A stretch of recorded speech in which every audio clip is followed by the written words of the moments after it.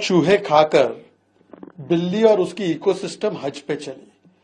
जो लोग पूरे देश में जाति जनगणना करना चाहते हैं, सबको अपनी जाति पूछना चाहते हैं, अब वो कह रहे हैं कि यदि किसी को जाति पूछी जाए, वैसे तो अनुराग जी ने किसी की जाति पूछी नहीं, अनुराग जी ने केवल इतना कहा कि जिसको अपनी जाति के बारे में नहीं पता वो जाति जनगणना की बात कर रहे हैं, ना उन्होंने किसी का नाम लिया।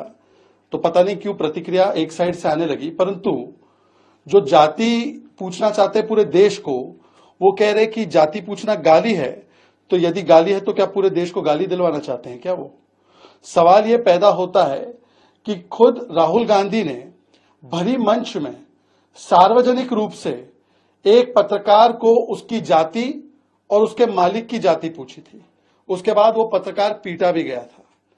एक नहीं अनेकों बार राहुल गांधी ने अलग अलग पत्रकारों से, निजी संस्थाओं से उनके मालिकों की और उनमें काम करने वाले कर्मचारियों की जाति पूछी है, और उसका एक उदाहरण मैं आपको दिखाना भी चाहता हूं। दलित कितने? मैं आपसे पूछ लेता हूं, इस कमरे में दलित कितने हैं?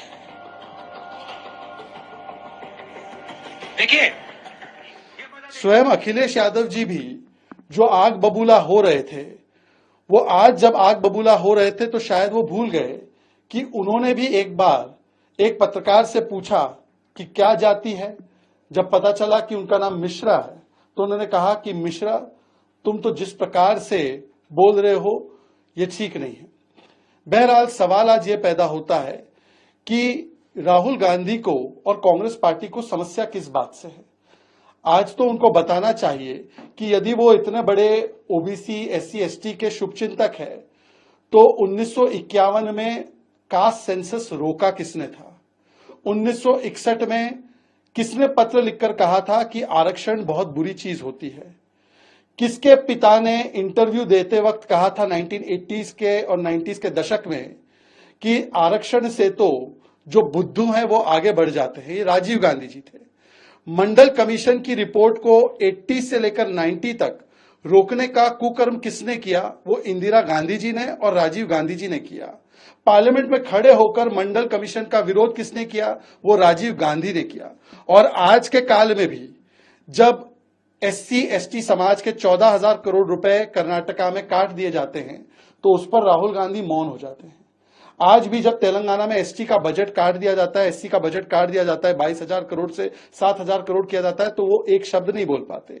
जो दलित दलित करते हैं, 68 दलित मारे जाते हैं तमिलनाडु में, तो एक शब्द नहीं बोल पाते।